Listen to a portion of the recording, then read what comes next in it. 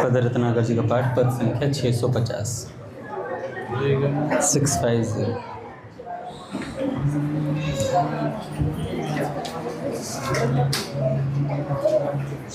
पद रत्नाकर जी का पाठ, पद संख्या 650 650। प्रियतम मीठी नित याद तुम्हारी आती, प्रियतम मीठी नित याद तुम्हारी आती, मैं पल भर तुमको कभी बिसार न पाती, मैं पल भर तुमको कभी बिसार न पाती। जगने में सपने में तुम मेरे प्यारे,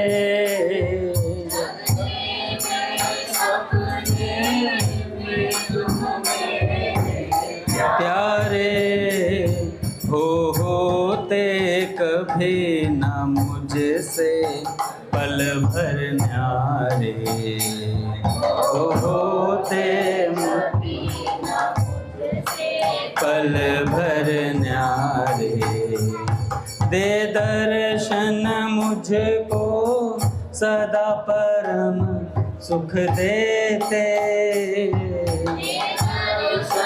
मुझको सदा परम सुख देते, कर मीठी रस की बातें दुख हर लेते, कर मीठी रस की बातें दुख हर लेते। देते रहते दिन रात स्पर्श सुख भारी, देते रहते भारी। निज हृदय खोल कह देते मन की सारी, निज हृदय खोल कह देते मन की सारी।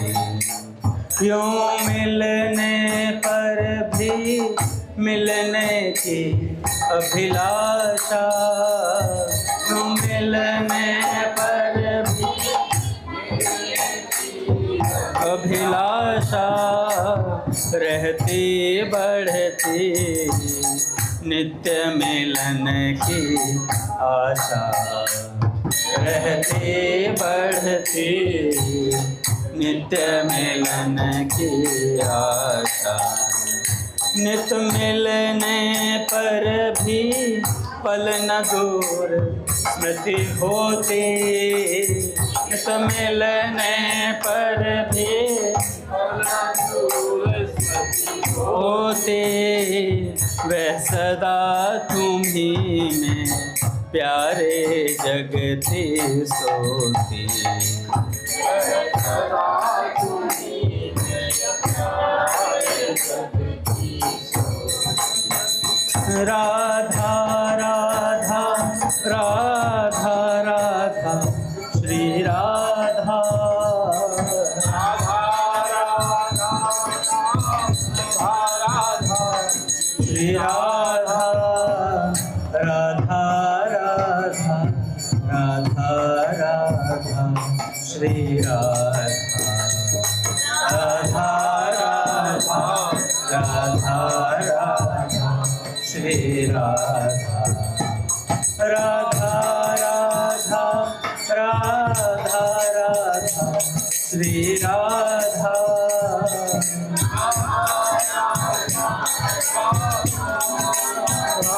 श्री राधा, राधा राधा राधा राधा श्री राधा, राधा राधा राधा श्री राधा, राधा राधा राधा राधा श्री राधा,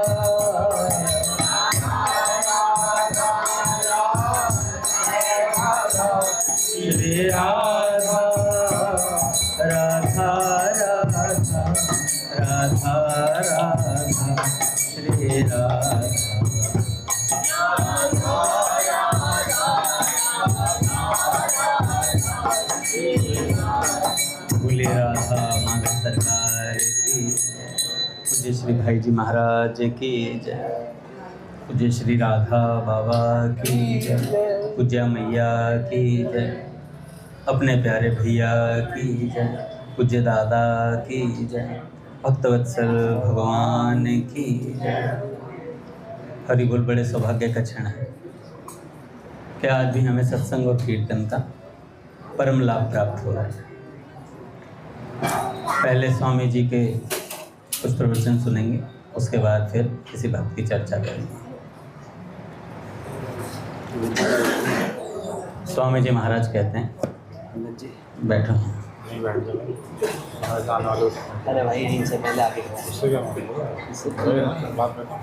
स्वामी जी महाराज कहते हैं,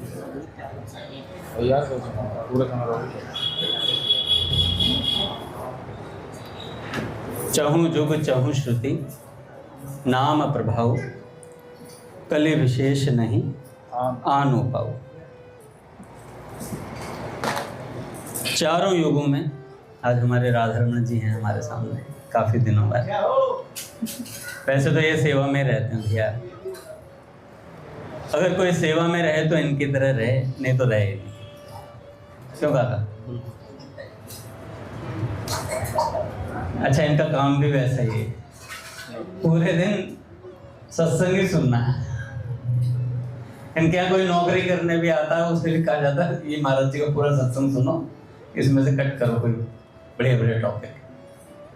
तो थोड़े दिनों में वो भी जान जाता महाराज जी कौन है। ये हमारे गुरु जी हैं।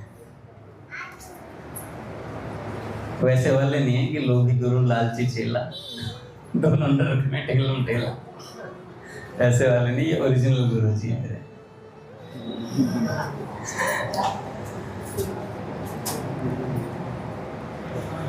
स्वामी जी महाराज कहते हैं, भक्तों के लिए भगवान के नाम का ही आधार है, इसके अलावा और कोई उपाय नहीं है। कलयुग के आने पर भगवान ने विशेष कृपा कर दी। आप सब पर किसी कभी समय मिले तो काका एक बहुत अच्छी सीरीज है पूज्य मलुकपेट सरकार की विनय पत्रिका, और महाराज जी ने पूरे लॉकडाउन में पूरी विनय पत्रिका बोली है। हर दोहे पे मतलब उस पे हर पद पर विस्तृत व्याख्या है, और उसमें अगर नाम महिमा सुनी जाए इतनी विशेष है उसके भीतर।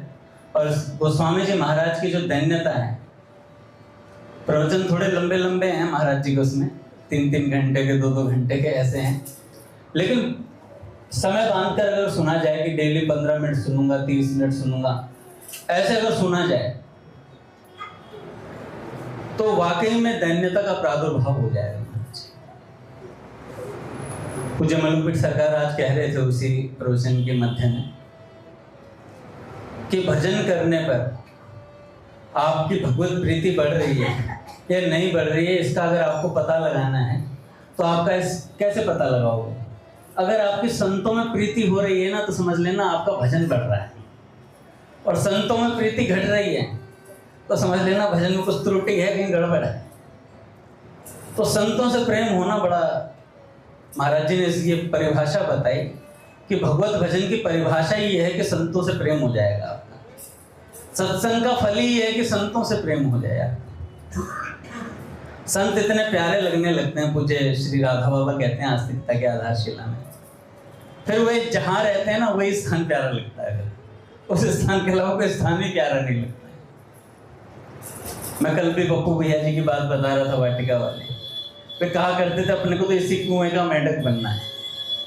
अंगद भैया, हमें तो इस वाटिका रूपी कुएं का ही, इसी का मेंढक बनना, यहीं मर जाएंगे, हमें बाहर देखना ही नहीं समंदर कितना बड़ा है, समंदर से कोई औचित्य ही नहीं है, अपने को ये कुआं ही अच्छा लगता है, इस कुएं में ही टर करते रहेंगे मेंढक बने में। इतनी प्रीति थी उनकी। तो ऐसे संतों से प्रेम हो जाएगा।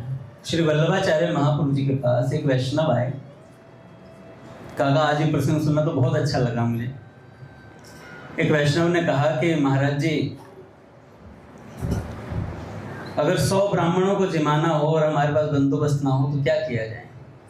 तो श्री वल्लभाचार्य महाप्रभु जी ने कहा कि एक वैष्णव को जिमा दो, एक वैष्णव को जिमा दो, बराबर है 100 ब्राह्मण और एक वैष्णव।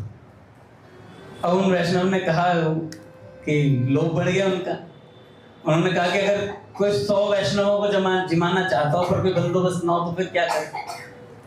तो उन्होंने कहा कि 100 भगवत अनुरागी वैष्णवों को जिमा दें। नहीं, एक भगवत अनुरागी वैष्णव को जिमा दें। तो उन्होंने कहा कि भैया, कहा कि महाराज जी अगर किसी का बंदोबस्त ना हो और 100 भगवत अनुरागी वैष्णवों को जिमाना चाहे तो वल्लभाचार्य महाप्रभु जी के नेत्र भर आए। उन्होंने कहा कि भैया एक भगवत अनुरागी कृष्ण भक्त ढूंढ कर तो ला दो। अब मुश्किल होता है कि भगवत अनुरागी कृष्ण भक्त ले आए। महाराज जी ने उदाहरण दिया,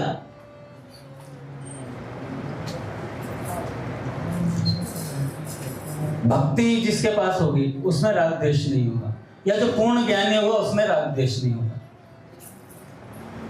क्योंकि ज्ञानी क्या करेगा, ज्ञानी सब में अपने आप को देखता है, किससे राग द्वेष करेगा। ज्ञानी सब में अपने आप को ही देखता है, सब कुछ मैं ही हूं, हम ब्रह्मा अस्मि, वो सब में अपने आप को देखता है कि ये भी मैं ही हूं, ये भी मैं ही हूं, किससे द्वेष करेगा। महाराज जी ने कहा जो सिद्धियों का अभिमान करे बैठे हैं ना, उनके अंदर गड़बड़ है। जो किसी भी अभिमान में बैठे हुए हैं कि हमारे अंदर ये गुण है, ये गुण है, ये गुण है, उनके अंदर दिक्कत है। चांगदेव जी हुए 1400 वर्ष की आयु थी उनकी। महाराज जी ने कहा कि जब ज्ञानदेव जी की प्रसिद्धि बढ़ रही थी तो उनके मन में आया कि भाई इसकी प्रसिद्धि ज्यादा बढ़ती जा रही है, हालांकि तो बालक ही है ज्ञानदेव, तो हम 1400 वर्ष की आयु लिए बैठे हुए, बुढ़ापा लिया हुए, बुढ़ापा के शरीर बदल लेते थे वो, तो जैसे ही व्रत होते फिर शरीर बदल लेते। तो ऐसी स्थिति थी तो उन्होंने ज्ञानदेव जी को नीचा दिखाने के लिए, द्वेष था वहां पर, कह रहे ज्ञानी नहीं मानते। महाराज जी ने कहा साफ लिखा हुआ है कि चांगदेव जी को ज्ञानी भी नहीं माना। कह रहे अगर ज्ञानी होता तो सब में अपने आप को देखता। कह रहे प्योर राग द्वेष, द्वेष के साथ ज्ञानदेव जी के पास गए। कैसे गए, एक तो शेर ले लिया, शेर को बस में कर लिया, हंटर बनाया नाग का, शेर को काबू करने ले हंटर किसका, नाग का, और त्रिशूल ले लिया हाथ में, और यहाँ पे कानों और माथे पे भी यहाँ पे नाग लपेट लिए थे। ऐसे वेश बना करके उनके पास गए थे और जाकर के किसी ने बोला महाराज जी बड़े भारी सिद्धार हैं, चांगदेव जी महाराज, ज्ञानदेव जी महाराज और मुक्ताबाई जी, तीनों भाई बहन वहां पर दीवार पर बैठ करके सत्संग चर्चा चल रही थी। तो सबने कहा कि बहुत बड़े सिद्ध आ रहे हैं, इस पे शेर पे सवार होकर। तो उन्होंने कहा कि हमें कोई औचित्य नहीं है। उन्होंने कहा महाराज जी फिर भी चलना चाहिए आपको मिलने के लिए, इतने बड़े। तो ज्ञानदेव जी महाराज ने दीवार से कहा दीवार चलो, दीवार चलो। तो दीवार उन तक पहुंची जाकर के, चांगदेव जी की हिस्से पर टिकल हो गई।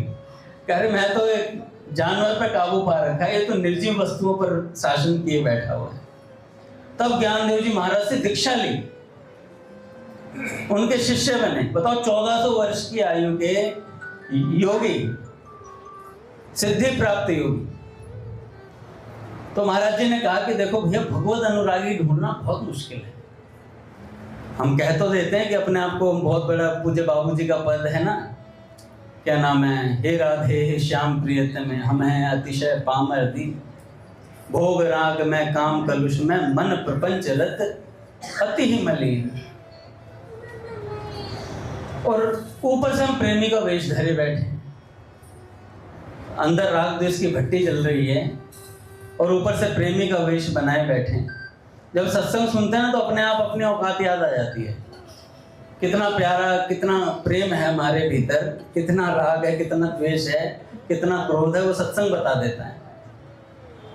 नहीं सत्संग सुनते हैं तो तब तक हमें ऐसा लगता है हम ही सबसे बड़े प्रेमी हैं, हमसे बड़ा कोई प्रेमी ही नहीं है, हमसे बड़ा कोई जानकार नहीं है।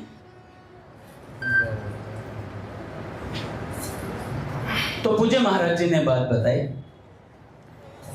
महाराज जी ने कहा कि एक भगवत अनुरागी बनना बहुत बड़ी सिद्धि है। साधन कम हो जाए पर अपराध कम होने चाहिए। भक्त अपराध नहीं बनना चाहिए। साधन कम भी होगा तो चल जाएगा, वो कम ज्यादा फलीभूत होगा अगर भक्त अपराध रहित होगा तो। और भक्त अपराध सहित होगा तो भैया कितने वर्ष साधन करते रहो, फिर तो ये कहने में आ जाओगे हमने तो इतने वर्ष सत्संग करा है, हमने इतने वर्ष नाम जप किया है, और 50 वर्ष हो गए मुझे 16 माला करते हुए, अभी भी फूक रहे हैं भीतर से, अभी भी भीतर से राग द्वेष की भट्टी जल रही है। महाराज जी ने बोला कि सब साधन है पर नाम नहीं है। सब साधन है पर नाम नहीं है तो समझ लेना वो शून्य है।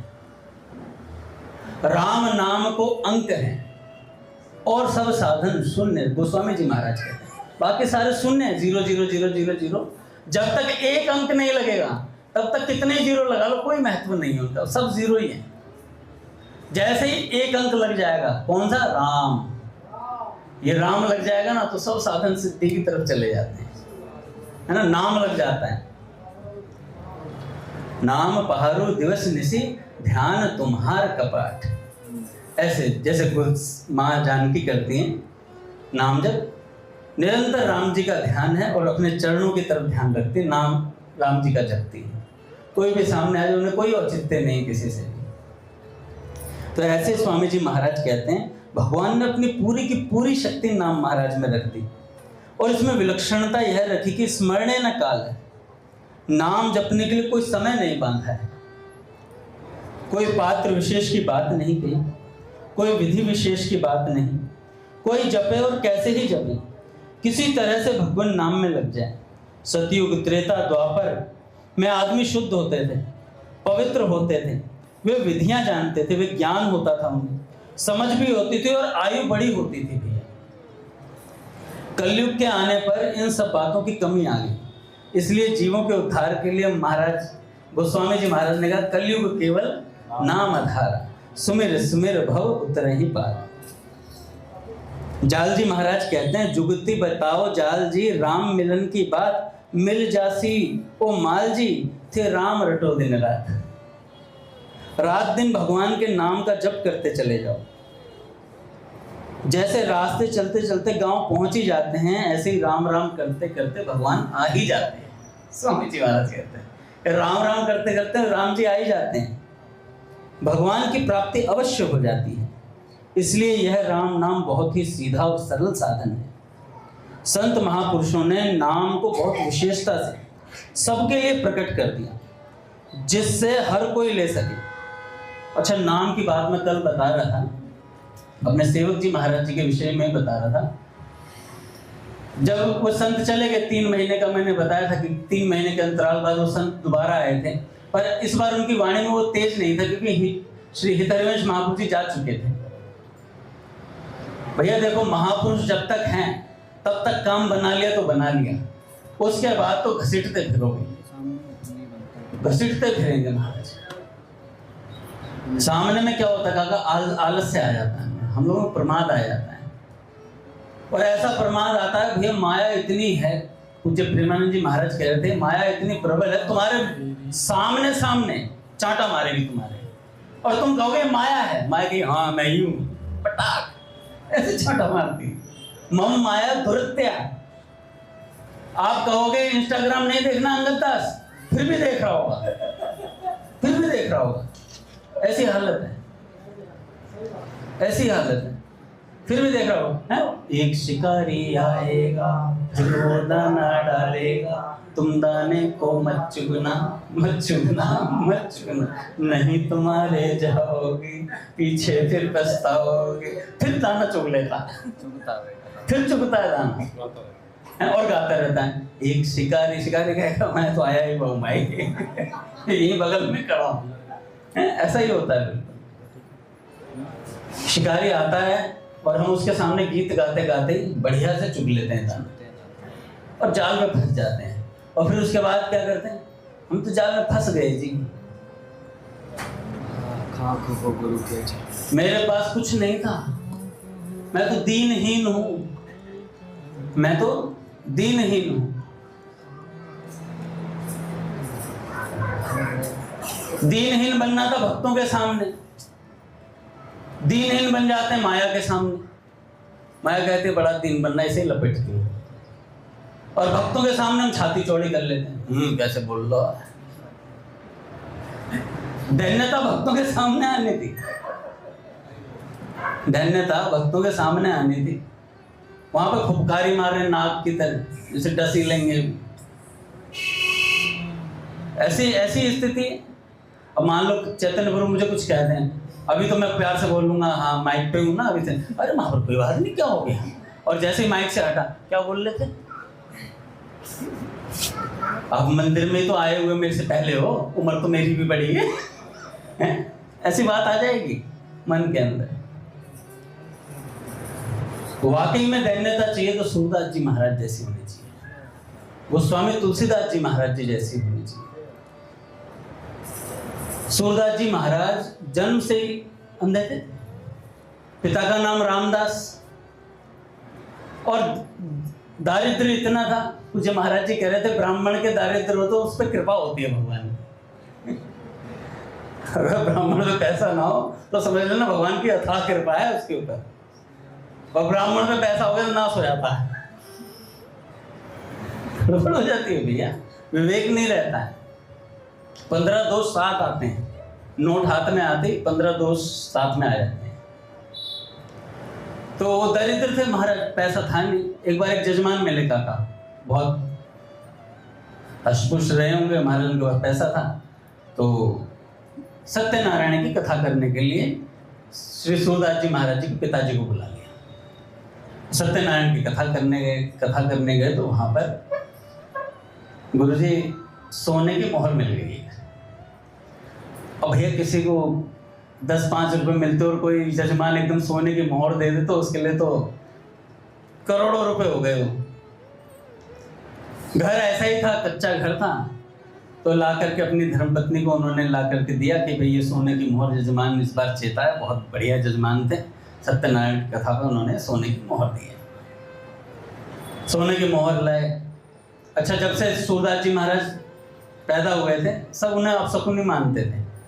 कहते एक तो बेटा हुआ, उसके बाद से नेत्र नहीं है, अंधे की तरह बैठा रहता है, दरिद्रता इतनी हो गई।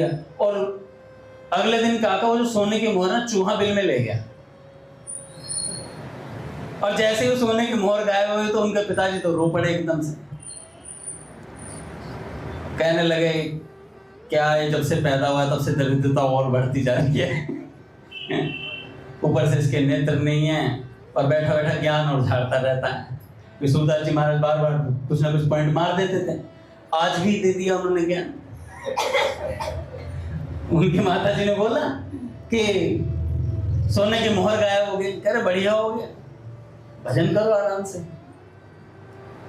बढ़िया हो गया, भजन करो आराम से।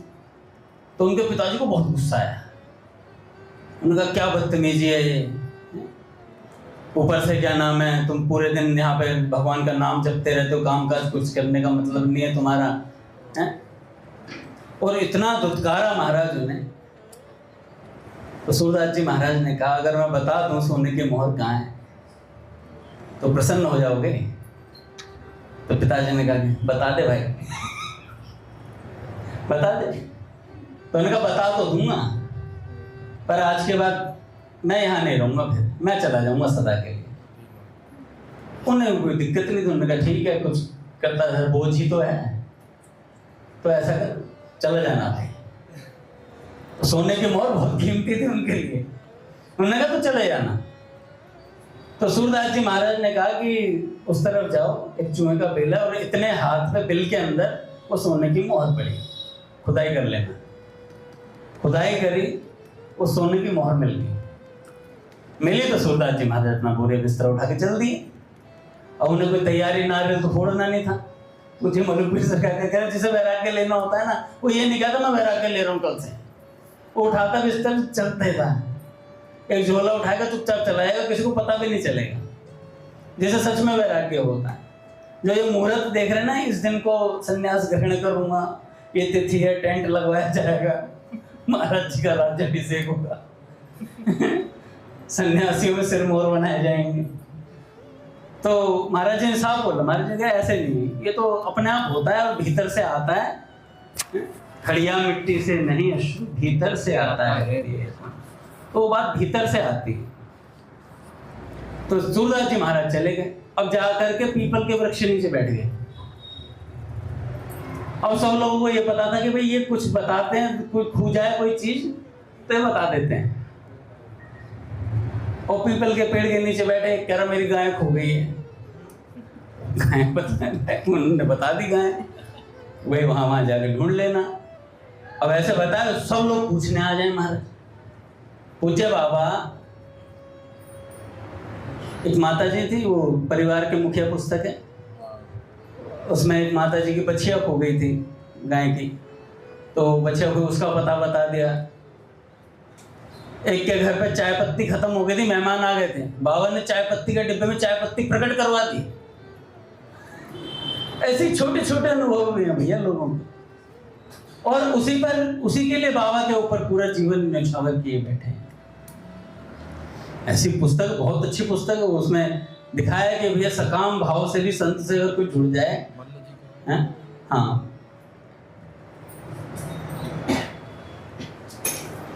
तो सूरदास जी महाराज बताने लगे भैया अब 2-4 दिन में प्रसिद्धि बढ़ जाती है, और प्रसिद्धि की लीद बहुत खतरनाक होती है। प्रसिद्धि की लीद बहुत खतरनाक होती है। खूब लोग बढ़ने लगे।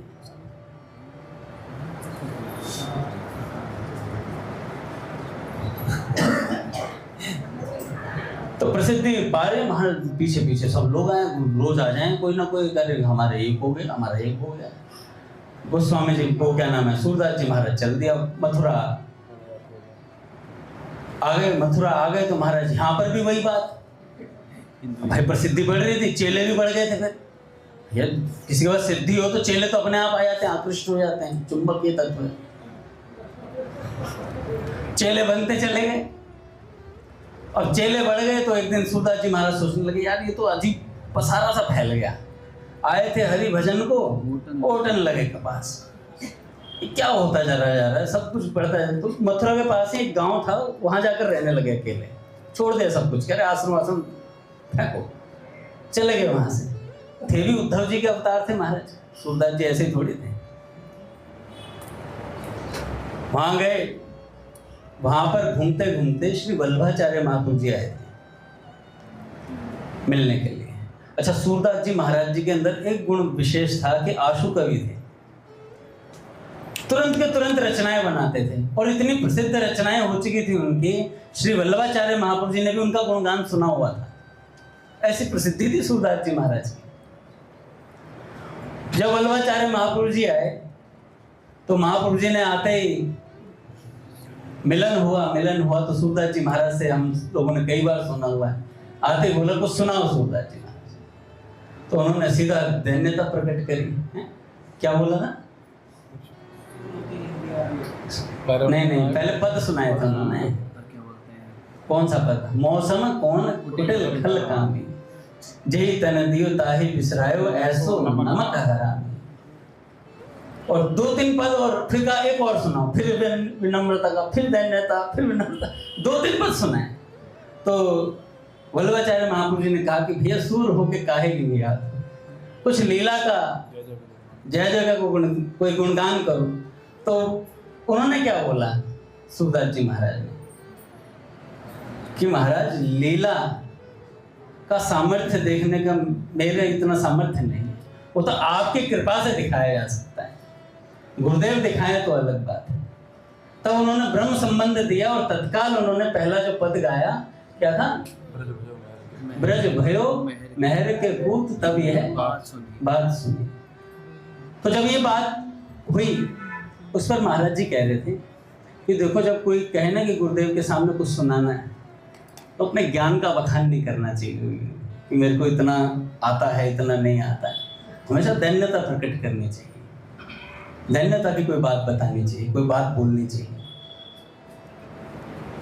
नहीं तो सूरदास जी महाराज के पास ये था, कला थी उनके पास, पर नहीं प्रकट करी, क्योंकि गुरुदेव है ना, जब तक गुरुदेव नहीं बोलेंगे तब तक, वो दान नहीं देंगे तब तक कैसे कोई बात होगी। और ऐसी बात हुई और महाराज फिर एक पद और गाया था पहला, तेरे को याद है? नहीं, नाचो नहीं, बहुत सुंदर पद था, वो भी लीला का ही पद था। एक पद और गाया और उसमें कहा था, बात याद है सिर्फ, कि अगर ये जीवन जन्म पाकर अगर ये नंद भवन का ये दृश्य नहीं देखा तो फिर ये जीवन व्यर्थ है। अगर नंद भवन के नंद नंदन को नहीं देखा और इस लीला का दृश्य नहीं देखा तो फिर ये जीवन व्यर्थ है, मनुष्य होना ही व्यर्थ हो गया उसका। मेरे को आज सुना था मैंने, पर ध्यान नहीं आ रहा पर नहीं था, लीला का ही पद, बाल लीला का ही था। तो अर्थ यही था उसका कि अगर ये लीला का दृश्य नहीं देखा, भगवान की लीलाएं नहीं दिखाई दी, फिर तो जीवन व्यर्थ हो गया। और फिर ऐसी ब्रज में प्रीति हुई, आप लोगों ने सुना ही है भैया, अंत समय में भी ब्रज रज को पीठ नहीं दिखाई है, दृढ़ इन चरणन केरो भरोसा। तो ऐसा भगवत अनुरागी होना बड़ा मुश्किल है, सेवक जी। तो ऐसा भगवत अनुरागी होना बड़ा मुश्किल है भैया।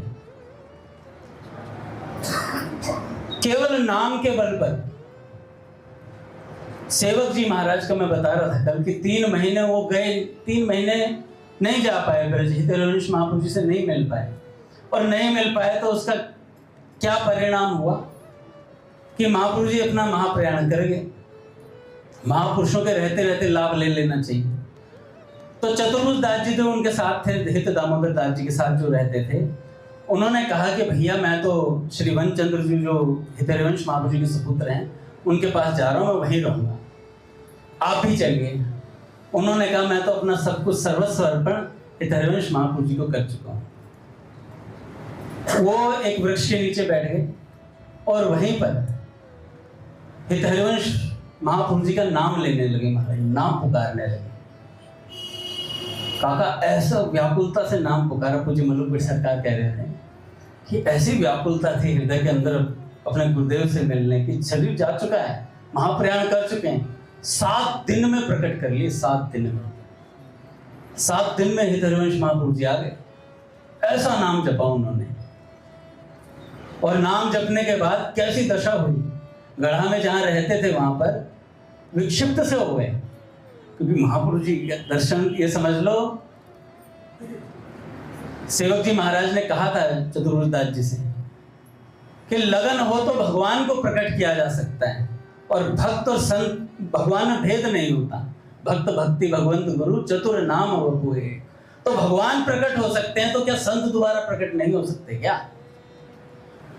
ऐसा बोल करके उन्होंने महाप्रभु जी का नाम स्मरण करना शुरू किया। 7 दिन के स्मरण में आ गए, और उसके बाद कैसी दशा हो गई कि कभी हंस रहे हैं, कभी रो रहे हैं, पूरे गांव में ऐसे ही घूम रहे हैं, कोई ठौर ही नहीं। कभी हंसते हैं, कभी रोते हैं, कभी पड़े रहते हैं, कोई देता है तो पा लेते हैं प्रसाद, नहीं देता तो अपना भूखे ही बैठे हैं। ऐसी विक्षिप्त सी अवस्था हो गई। उधर चतुर्भुज दास जी वहां चले गए महाराज वनचंद्र जी महाराज जी के पास, वहां जाकर दीक्षा लेकर के वहीं रहकर भजन करने लगे। अच्छा, चतुर्भुज दास जी हमेशा गुणगान करते थे इनका, सेवक जी महाराज का, कि कैसे अद्भुत हैं और ये है वो है। और तो वनचंद्र जी महाराज जी के मन में बहुत थी मिलने की, कहा कि मैं भी एक बार मिलना चाहता हूँ उनसे, वो हैं कैसे। अच्छा, जिसे कुछ प्राप्त हो जाता फिर उसे किसी की गरज नहीं रहती, वो अपनी मस्ती में रहता है। बाबूजी जब ठाकुर जी दर्शन देने लगे, उसके बाद से बाबूजी का कितना कितना समावेश हो गया भीतर ही भीतर।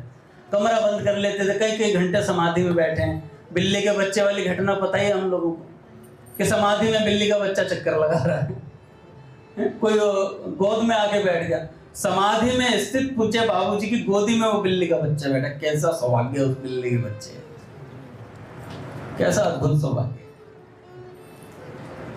तो वनचंद्र जी महाराज ने कहा कि हमें मिलना है उनसे। तो एक पत्र भेजा गया, काका पत्र भेजा, और पत्र को भेज करके बोला कि आप एक बार दर्शन देने आ जाइए। तो मैं लाडली जी की जितनी सामग्री है वो सब लुटा दूंगा आप तक। जब हित सेवक जी महाराज को ये बात पता चली, वो पत्र पढ़ा, तो उन्होंने कहा कि मैं अब तो कभी नहीं जाऊंगा, अब तो कभी नहीं जाऊंगा वहां पर, क्योंकि अगर मेरे जाने से श्री लाडली जी की जितनी वो सेवा सामग्री है वो मेरे ऊपर लुटाई जाएगी, ऐसा मैं कभी होने ही नहीं दूंगा। तो उन्होंने मन से ही निकाल दिया संकल्प कि मैं नहीं जाऊंगा कभी। और वनचंद्र जी महाराज के मन में बहुत थी, कोई बानक बना होगा, ठाकुर जी ने कुछ ऐसी बानक बनाई, तो हित सेवक जी महाराज के मन में ये बात आई कि चलता हूं पर वेश बदल के चलता हूं। तो कैसा अघोरी का सा वेश बनाया, जैसे भगवान शंकर के भक्त होते हैं वैसा वेश बना करके और वृंदावन के लिए निकले महाराज। किसी को पता नहीं कि ये हित सेवक जी महाराज है, एक भी बंदे को नहीं पता। आज वनचंद्र जी महाराज श्री राधा वल्लभ जी की आरती कर रहे हैं।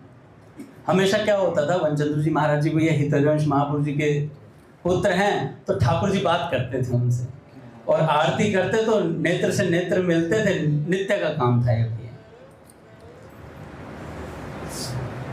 अपने अष्टशाम में अष्टायाम सेवा बहुत मुख्य है, और जिसका समावेश हो जाता है उससे ठाकुर जी बात करते हैं। हमारे सीताराम प्रभु आए नहीं, आपकी मानसिक उपस्थिति सदा रहती है। ट्रैवलिंग काम है ना, ट्रैवलिंग का काम है। बुकिंग आ गई।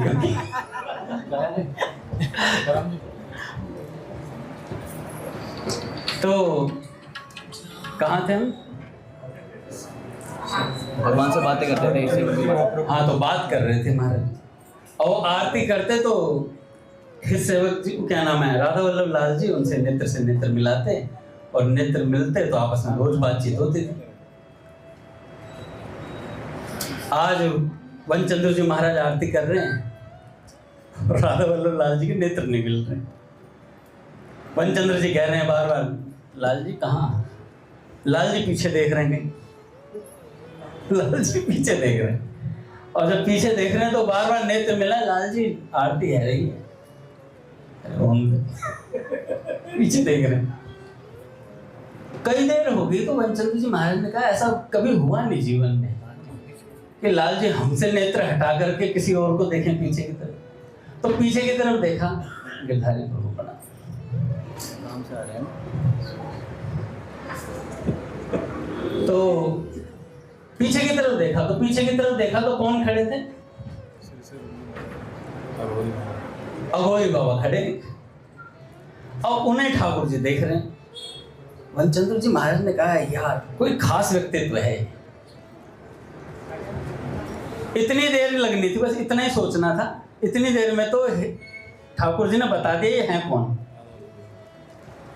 राधा वल्लभ लाल जी ने बता दिया ये कौन है, अघोरी जो है कौन। तो वनचंद्र जी महाराज गए और जाकर के हित सेवक जी महाराज जी के चरणों में प्रणाम कर दिया। घटना थी बहुत, क्योंकि जब सुनते हैं ना तब बहुत विशेष लगता है। सुनाना बहुत घटिया काम है, सुनना बहुत विशेष है। सच बता रहा हूँ, सुनने में जो आवेश होता है ना का काम, वो ऐसा लगता है कि कोई ऊपर से कोई चीज प्रदान कर रहा है और वो हमारे भीतर प्रवेश कर रही है। सुनाने में ऐसा लगता है सब बाहर निकल रहा है यार, सब बाहर निकल रहा है। और किसी की पाचन क्रिया खराब होती है ना तो सुनाई देता है। जैसे मेरी बहुत पाचन क्रिया खराब है, मेरे को कुछ अच्छा लगता है तो मैं किसी न किसी को बता देता हूँ, जिससे वो थोड़ी मेरी तारीफ कर दें कि अंदर जी कहाँ से गुप्त बात निकाल के लेके आएगा। तो जैसे ही प्रणाम किया, हित सेवक जी महाराज ने कहा कि प्रणाम तो ठीक है, और ये आज के बाद मत करना, आप तो गुरु तुल्य हो हमारे, तो हमें प्रणाम न कीजिएगा।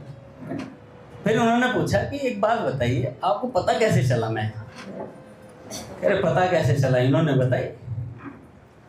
और दिन तो ये हमारी तरफ ही देखते थे, आज कई देर से आरती कर रहा हूँ तो पीछे देखे जा रहे हैं, बताओ इनकी लीला। तब हित सेवक जी महाराज ने प्रणाम किया राधा वल्लभ लाल जी को कि प्रभु आपकी लीला भी अपरंपार है। आपने देखा होगा ब्रज के जितने भी कथावाचक जाते हैं, बड़े पॉपुलर होते हैं।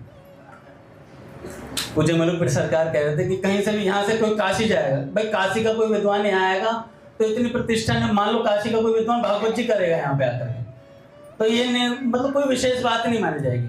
अगर कोई ब्रज का यहाँ आ जाए, वृंदावन से आए हुए भागवत करवे, व्यास जी हैं, तो बड़ी उसका प्रचार प्रसार होता है। ये ठाकुर जी करवाते हैं, प्रसिद्धि का लड्डू जरूर खिलवाते हैं। ठाकुर जी खिलवा तो देते हैं लड्डू, पर हमें कैसे खाना चाहिए भैया ने बताया था ना जी, कणों भर लेना चाहिए प्रसिद्धि का लड्डू।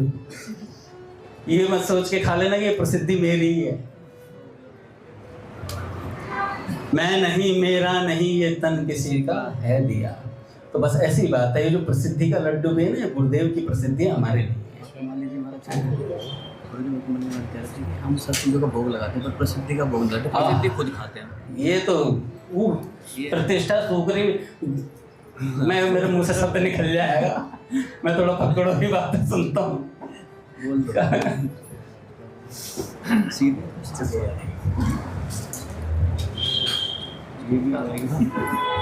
काका इतना आसान नहीं है भजन करना।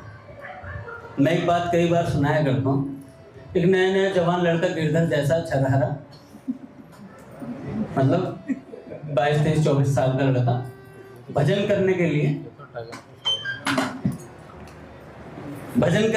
ब्रज में आ गया। महादेव जी, शुरू शुरू में वैराग्य भी बहुत होता है, जैसे हम लोगों के भीतर बहुत आग थी भगवत प्राप्ति की। मैं वृंदावन जाते थे तो 107 माला, 108 माला, और अब जाते सो जाते थे। तो ब्रज में तो सोना भी भजन है। अब सोना भजन है तो जगना क्या होगा। स्वामी जी भी कहते कुछ नहीं करना, सो जाओ। एक दिन मैं प्रहलाद को गीता में बात बता रहा था। मेरे ऊपर मत करो यार। नहीं बात तो सही है। देखो, प्रहलाद के हाथ में माइक आता है तो ये मेरी थोड़ी खिंचाई कर लेता, मेरे हाथ में आता तो मैं इसकी खिंचाई कर देता। लेकिन इसकी खिंचाई की बात नहीं। स्वामी जी महाराज का सत्संग पढ़ के सुनाया था। स्वामी जी महाराज ने एक बात बताई, कहा कि भैया मन नहीं लगता हो ना भजन में तो सो जाओ चुपचाप। ऊल जलूल चिंतन करने से तो अच्छा सो जाओ, और ये मान के सो जाओ कि मैं भगवान की गोद में सो रहा हूं। हम नहीं मानते हैं कि हम भगवान की गोद में सो रहे हैं। जिस दिन मानेंगे तो सोना भी भजन हो जाएगा, वो सोना भी भजन हो जाएगा। ये संतों की बात है। स्वामी जी कहते हैं क्या करके देख लो, और नहीं हो ये भजन तो मेरे को पकड़ लेना। हमने तो स्वामी जी को भजन पे लगा दिया। हे नाथ, स्वामी जी महाराज ने कहा, हे नाथ, हे मेरे नाथ, मैं आपको भूलूं नहीं। 5-5 मिनट पर करते रहना। हमने एक ऐप बना डाली, ऐप में उसमें सेट कर दिया अलार्म पे पूज्य स्वामी जी महाराज को। अब हर 5 मिनट में स्वामी जी महाराज कहते हैं, हे नाथ, मैं आपको भूलूं नहीं। और हमें ज्यादा नींद आ रही होती, स्वामी जी महाराज अलार्म हटाने पड़ेगा। पट खोलेंगे महाराज, बहुत देर पट खोलो। श्री राम जय राम, जय जय राम।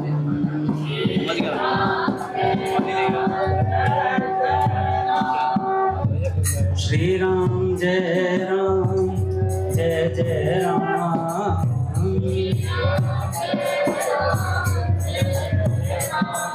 श्री राम जय राम, जय जय राम।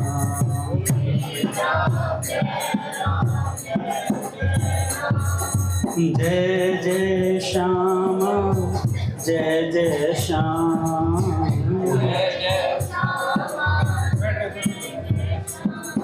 जय जय श्री वृंदावन धाम।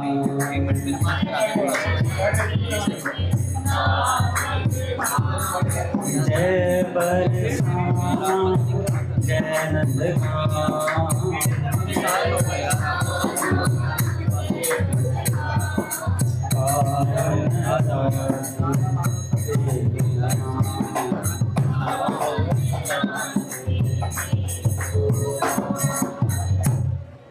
राधा माधव सरकार की।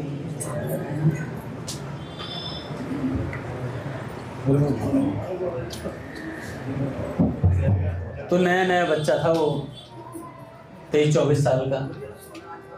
मुझे हाँ, सोने वाली बात यही थी, तो फिर सब सो ही रहे। निद्रा समाधि स्थिति। निद्रा समाधि स्थिति शिव महिमा स्तोत्र में हमने सीख लिया था। तो वही निद्रा समाधि स्थिति चल अगले दिन क्या हुआ? संगत जी के सामने लोग उठा सीधे अगले दिन में पहला सो ही रहा था। सो कौन दे रहा है? तो बात ये थी स्वामी जी महाराज की कि विषय चिंतन से अच्छा है हम सो जाएं। विषयों का चिंतन करने से अच्छा है हम सो जाएं भैया, इधर उधर का चिंतन ना करें, इससे अच्छा सो जाएं। आजकल मैं भी यही करता हूँ। रात को मेरे सिर में दर्द हो रहा होता है, कभी इधर की बात सो, इधर हटा, मोबाइल सब बंद, स्विच ऑफ कर दो, सो जाओ। मोबाइल के बंदे स्विच ऑफ कर दो, बंदे कर दो स्विच ऑफ, बंदे बंद नहीं किया। और वो नया नया लड़का था भैया, भजन के लिए आ गया। बता रहा था कि वृंदावन में हमारे अंदर इतना जोश रहता था, हम 108 107 ऐसी मालाएं करते थे, खूब चाव रहता था भी कि कहीं जाकर के निसंत से मिले, कोई सत्संग की बात सुने। अब तो सब चाव खत्म हो गए, क्योंकि सत्संग हम पे ही इतना है। काका एक बच्चे ने मेरे को ही दे दिया सत्संग, कल परसों की बात है। फिर से फिर मैंने कहा कि भाई ये कहाँ से, कह रहे अंगद जी आपसे ही सुनता हूँ। मैंने कहा चल, तो सुनता तो है। मैंने इसलिए उसके अप्रिशिएट किया। मैं कहा तो मेरी बात तो काटे, पर मेरे ही सत्संग से, मेरा नहीं, मेरी बात तो जो संतों की बात सुन के आता वो इसी से मेरे को उड़ा दिया। सुन रहे हो बच्चे ध्यान से। बच्चे ध्यान से सुन रहे हैं। तो नया नया महादेव जी वो आया, 23-24 साल का लड़का, और पूरा वैराग्य था हृदय के भीतर। अब तो मैं भजन की झड़ी लगा दूंगा, भगवान कल प्रकट है। राधारमण जी, गुरु जी आप होते तो ब्रज की बात सुनाने का मन करता है, फिर मैं सोचता हूँ यार मैं इधर उधर ले जाऊंगा। फिर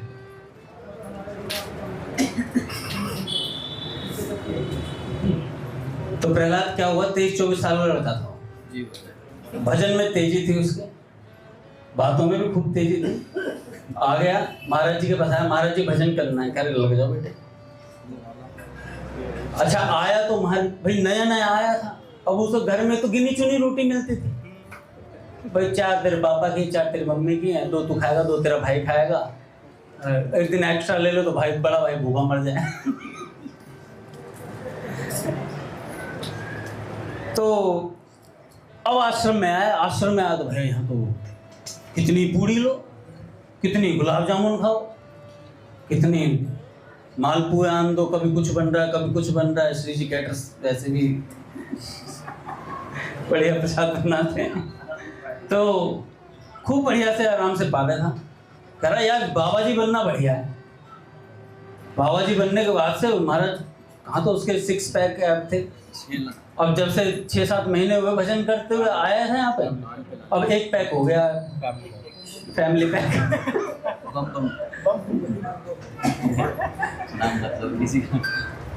तो क्या हुआ कि अब मोटा हो गया भाई खा खा के। अब एक दिन हरिद्वार में कथा थी, फूड पॉइजनिंग हो गई। बहुत बुरी कथा थी। रामकृष्ण मिशन हॉस्पिटल में एडमिट हो गया। कथा ये कोई बच्चा ये आ गया भाई, बीमार हो गया, बुखार चढ़ गया। भक्तमाली जी महाराज जी के पास रह रहा था, पूज्य मुलुकपीठ सरकार वहीं मौजूद थे, अपना एक कमरे में बंद था। तो महाराज जी ने कहा भाई बच्चे को क्या हुआ, 2-3 दिन से देखना। महाराज जी बुखार चढ़ा हुआ है। बुखार चढ़ा हुआ था तो उसको भक्तमाली जी महाराज तो सिंपल सादे संत थे, तो उन्होंने कहा जाकर 2 पुड़िया बनवा लो और इसे दे दो, पुड़िया खा लेगा, टाइम पे भोजन दे देना। वो बच्चा लेटा हुआ आराम से। भाई जब घर पे बीमार होता था तो एप्पल जूस आ रहा है, अनार का जूस आ रहा है, ऐसे बीमार होता तब आता था। आज इंतजार कर रहा है, सुबह से सिर्फ दवाई और पानी आया, खिचड़ी आ गई थोड़ी सी, इस टाइप का हुआ। आश्रम था भैया, और पूज्य पहाड़ी बाबा सरकार को तो कोई बताता ही नहीं था कि मेरे बुखार भी है, क्योंकि पहाड़ी बाबा सरकार को अगर पता चल गया बुखार है बच्चे के तो 4 दिन गौमूत्र पे रखेंगे, केवल 4 दिन गौमूत्र पे। कह रहे इसके शरीर में मल जमा हो गया इसीलिए बुखार है इसके। इसके शरीर का सारा मल निकालो, गोमूत्र पे रहेगा। ऐसे लगता है ये संतों की दवाई थी, प्राण नहीं जाते थे क्योंकि संत का संकल्प रहता पीछे। पहाड़ी बाबा कहते थे अगर हमारे पास कोई एक और चला गया ना तो उसे पूरे भारत में कोई साधु फेल नहीं कर सकता। हाँ, पहाड़ी बाबा सरकार कहते, काका बता रहे हैं कि अगर हमारे पास कोई 1 साल रह गया तो फिर उसे कोई फेल नहीं कर सकता साधु बनने में। ठोस बना देते थे, पक्का एकदम। तोड़ फोड़ कर मुझे बना लो प्रभु अपने मन के अनुकूल। तो अब भाई वो इंतजार कर रहा है, वो सोच रहा है बुखार में भी आलू के पराठे आएंगे, और बुखार में उसके पास कुछ नहीं आ रहा बेचारे के पास, ना एप्पल जूस है ना ऑरेंज जूस है, कुछ नहीं आया बेचारे के पास। रुष्ट हो गया, नाराज सा हो गया, दवाई भी नहीं ले रहा, कह रहा मैं नहीं लूंगा दवाई। अब फक्कड़ संत कितनी देर झेलेंगे भाई, मतलब भाई बुखार तेरे हमारे थोड़े ही। तो महाराज जी दवाई देने के लिए आए तो कह रहे भाई ये ले ले, कह रहे नहीं लूंगा, एप्पल जूस आता था मेरे घर पे रहता था, तो जा पी ले फिर अपने घर ले जाके। महाराज जी ने बोला कि इसकी दवाई बल्टी करो, इसका बुखार उतारो और इसका बोरिया बिस्तरा पैक करो। गुरु जी बोरिया बिस्तरा पैक हो गया अगले दिन। महाराज जी ने कहा बहुत हो गया भजन, इनके बस की नहीं, इसे वापस भेजो। वापस भेज दिया। अब गांव में हल्ला मच चुका था, 1 साल हो चुका था लगभग, पूरे गांव में हल्ला था कि भाई फलाने का लड़का साधु बन गया। अब इधर आया तो देखा तो भाई बड़े भाई की शादी हो चुकी थी, भाभी घर में थी। तो काका अच्छी गृहस्थी देख करके उसके मन में आया पापा शादी करूंगा। पापा ने कहा बेटे अब कुछ नहीं होगा, अब कुछ नहीं होगा, अब अपना साधुपना करो, जाओ वृंदावन वापस जाओ। कहे नहीं पापा, पापा प्लीज पापा। कह रहे प्लीज विलीज कुछ नहीं, प्लीज ही बोलना सीखा, आगे तो कुछ आता नहीं तुझे। तो कहा कि अब तो पूरे गांव में ढिंढोरा पिट चुका है, तू साधु हो चुका है। अब बेचारा पापा से निराश होकर के भाभी थी, भाभी से बोला भाभी मेरी शादी करवा दो। भाभी को थोड़ी दया आ गई। भाभी ने कहा कि देखो मेरी छोटी बहन है तो सही, पर घर जमाई बन के रहना पड़ेगा। अब इतनी बात बोली, गुरुजी वो कह रहा हाँ मैं तैयार हूं। भाभी ने बात करवाई और फटाफट विवाह हुआ। डोली इधर से गई इस बार। भाई घर से मैं बनेगा तो इधर से जाएगा, बारात उधर से आई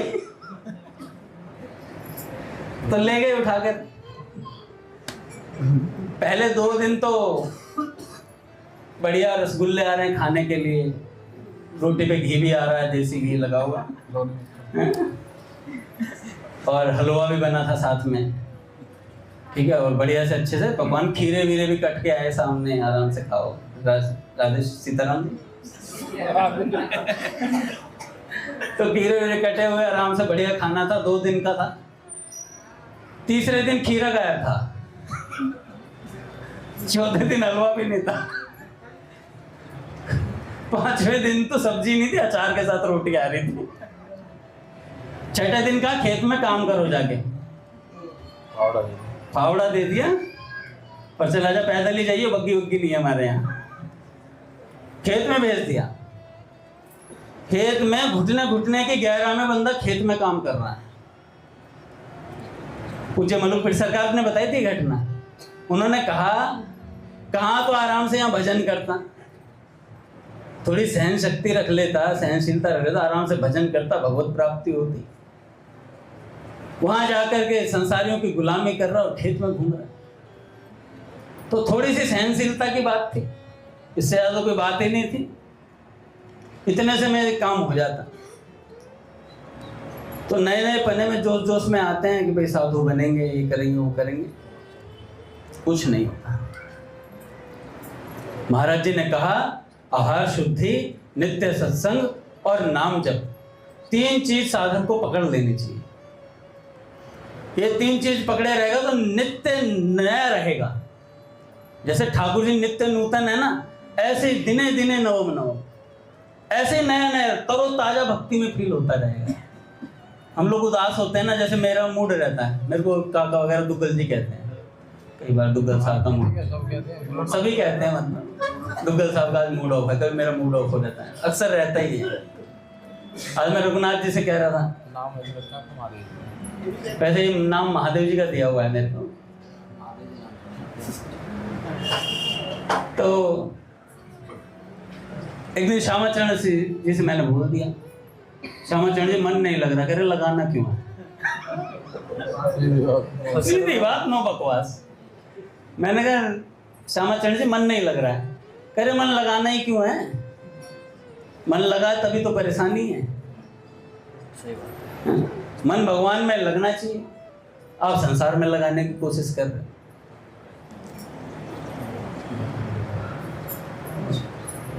तो स्वामी जी महाराज कहते हैं, ध्रुव जी,